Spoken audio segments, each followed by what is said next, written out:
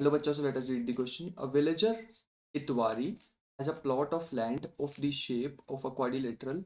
The Gram Panchayat of the village decided to take over some portion of his plot from one of the corners to construct a health center. Itwari agrees to the above proposal with the condition that he should be given an equal amount of land in lieu uh, of his land adjoining his plot so as to form a triangular plot.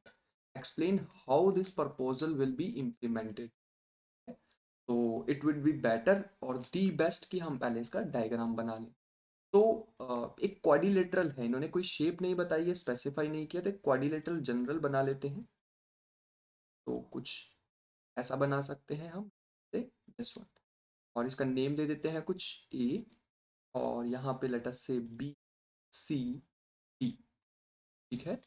आगे जो इन्होंने information दी है, उन्होंने कहा है कि तुम मुझसे तुम्हें हेल्थ सेंटर के लिए एरिया चाहिए वो ले लो, लेकिन उसके बदले में equal amount of land in lieu of his land adjoining his plot so as to form a triangular plot। इसको कुछ ऐसा बनाना पड़ेगा, कुछ कुछ जो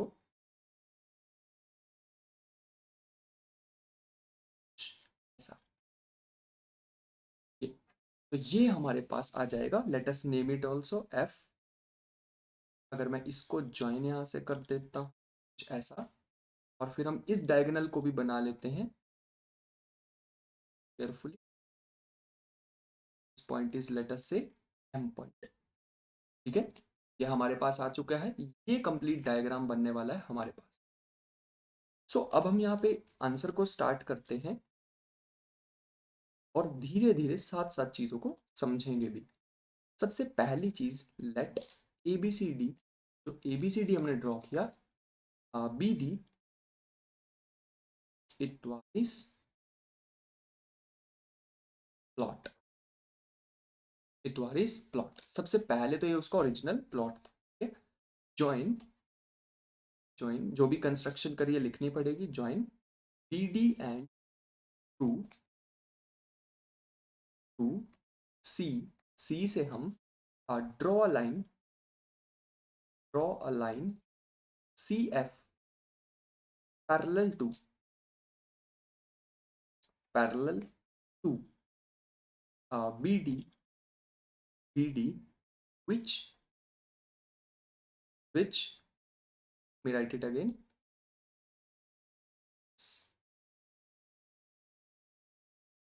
which meets AB, AB produced at F, जो कि हम पहले ही कर चुके हैं, produced at F। तो हमें ये जो सी एफ लाइन बनानी है, ये ऐसे बनानी है सच दैट ये जो बी डी है इसके पैरेलल हो, और ये जो हमारे पास इस लाइन तक, इस लाइन पे एग्जिस्ट करे, इस ए बी को प्रोड्यूस करें तो वहां पे ये मिले। तो ये हमारे पास सिचुएशन है, अब तक हमें क्लियर है। नाउ, नाउ एक और कंस्ट्रक्शन किया हमने, join D and F, join D and F. अब हमने जितना भी इस फिगर में किया था वो सारा कुछ लिख चुके हैं। अब आते हैं अपने नेक्स्ट चीज पे। तो हमें पता है कि जब भी दो ट्राइंगल सेम बेस पे हों और सेम पैरेलल्स के बीच में हों तो उनके एरियाज इक्वल होते हैं, वही हम यूज करने वाले। तो let us use it. Triangles, triangles CBD and FBD are on the same base, same base. ये देखो CBD BD, और हमारे पास दिख रहा है FBD, FD, ये दोनों हमारे पास सेम बेस में है और बेस का नेम है BD। Let us right it on the same base BD and between same parallels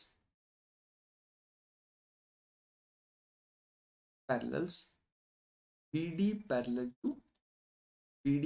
to CF। ठीक है, आगे इसको कंटिन्यू करते हैं, क्योंकि अब ये सेम बेस और सेम पैरेलल में है, हेंस इन दोनों ट्राइंगल्स का एरिया इक्वल होने वाला है। Area of CBD, CBD is equal to area of FBD। ठीक है, यहाँ से कह सकते हैं reason because because triangles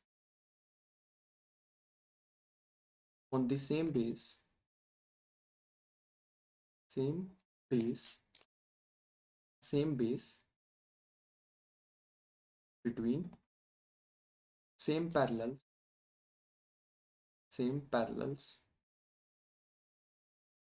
are equal in areas. ठीक है, कि अगर दो ट्रायंगल हों वो सेम बेस पे और सेम पैरेलल के बीच में, तो उनके एरिया इक्वल होते हैं. सो अब हम क्या करने वाले हैं, ध्यान से देखेंगे. सब्ट्रैक्टिंग सब्ट्रैक्टिंग ध्यान से देखेंगे. एरिया BDM, अगर मैं BDM दोनों में से सब्ट्रैक्ट कर दूं तो देखते हैं क्या मिलता है. फ्रॉम बोथ साइड्स तो देखेंगे क्या होगा. Area of CBD minus area of BDM, और राइट साइड पे भी यही करेंगे.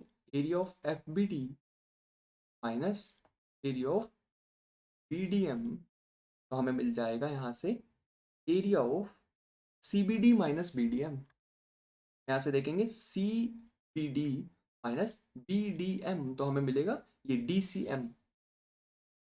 हम इसको ऐसे DCM, या फिर हम इसको ऐसे भी लिख सकते हैं CMD, which is equal to area of BFM. जब इनको सब्ट्रैक्ट करेंगे तो हमें मिलेगा, इनको सब्ट्रैक्ट करके तो मिलेगा BFM. यहाँ से लिख सकते हैं. और ये दोनों हमारे पास इक्वल आ चुके हैं, तो हम कह सकते हैं हेंस अगर तुम उनके जो हमारे पास इतवारी था उसके प्लॉट में से अगर तुम in place of triangle CMD, if triangle BFM is B given to Itwari, his plot become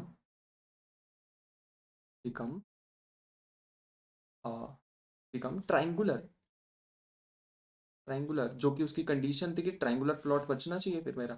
triangular triangle ADF. Let us see कौन सा फाइनल ट्राइंगल होगा. ADF, तो मैं यहाँ पे हाईलाइट करके दिखाता हूँ. ये हमारे पास इसका प्लॉट, ये जो मैं प्लॉट को हाईलाइट कर रहा हूँ, दिस इज द इतवारीज प्लॉट नाउ, ट्राइंगुलर प्लॉट. ठीक है, so this was required to prove. ये हमें बताना था कि कौन सा हमारे पास रिक्वायर्ड एरिया होने वाला है. I hope you understood the question well. Thank you, the best of luck.